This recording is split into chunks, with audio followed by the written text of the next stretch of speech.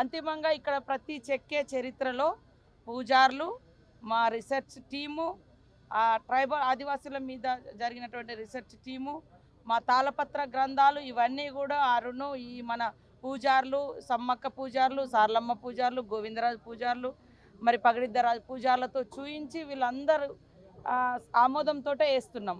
కొంతమంది ఇవాళ రకరకాలుగా రాస్తున్నారు.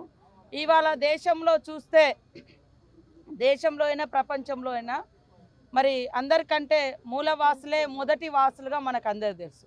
మాదంతా కూడా ఆదిమ జీవన విధానం తర్వాతనే ఆర్యులు వచ్చినా, ఇంకొక మతం వచ్చినా, ఇంకొక దేవుడు వచ్చినా ఆదిమ మానవుడి రూపం మా ఆదివాసీ జీవనం.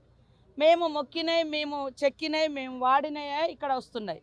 ఆ తర్వాత ఏ మతం వాళ్ళు మేము వాడడం మొదలుపెట్టిరో తర్వాత వాళ్ళు ఆక్యుపై చేసుకున్నారా, స్వీకరించినరా, అది మాకు సంబంధం లేదు. కానీ ఇక్కడ చెక్కుతున్న వాటి మీద హిందుత్వం వచ్చింది, లేదా గీతలు వేరే వచ్చినాయి. నాది 5వ గోత్రం 5 గీతలు ఉంటాయి, ఇక 3వ గోత్రంలో 3 ఉంటాయి, 4వ గోత్రము 4 గీతలు ఉంటాయి, పగడిద్దరాజు ఇట్లా. కాబట్టి వాటిని బట్టి ఇక్కడ సింబల్స్ వస్తున్నాయి. అదేవిధంగా ఇంకా ఏదో నామాలు వచ్చినాయి అని అన్నారు. మా స్వస్తిక్ విషయంలో కూడా ఫస్ట్ వివాదం చేసిర్రు. దాన్ని చెప్పిన మీరు ఏంటంటే, మీరు రాసే ముందు చూపించే ముందు ఒక్కసారి ఇక్కడ టీం ఉంది, వర్క్ చేసే టీం, తర్వాత పూజారులు ఉన్నారు, వాళ్ళని అడగండి ఎందుకు ఇవి వస్తున్నాయి అనేది. నేను కూడా ఇప్పుడు నా చరిత్ర నేను మర్చిపోయాను. వాస్తవానికి చాలామందికి ఆదివాసీలు కూడా ఇప్పుడు జరుగుతున్న ఈ ఆధునిక పోకళ్ళల్లో మేము కూడా పడిపోయి, ఇప్పుడు చూస్తే ఈ ఏరియాలో మాకు కోయ భాషనే లేదు. మా తాళపత్ర గ్రంథాలు చూస్తే కోయ భాషలు ఉన్నాయి.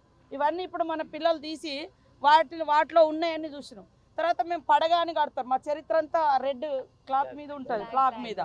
దాంట్లో త్రిశూలం ఉంది, 3 బొట్లు ఉన్నాయి, ఇవన్నీ ఉన్నాయి, 4 బొట్లు ఉన్నాయి, ఆంజనేయుడు కూడా ఉన్నాడు అందులో. తర్వాత ఇప్పుడు గోవిందరాజు గద్దెలు కొండాయిలో ఉంటుంది, ఇక్కడ నుంచి 8 కిలోమీటర్లు. సార్లమ్మ పూజారి అక్కడ శివుడి గుడి కూడా ఉంది. అంటే పురాతనంలో మా వాళ్ళు పూజలు జరిగినాయి, దావన్నీ కూడా తీసుకొస్తున్నాము.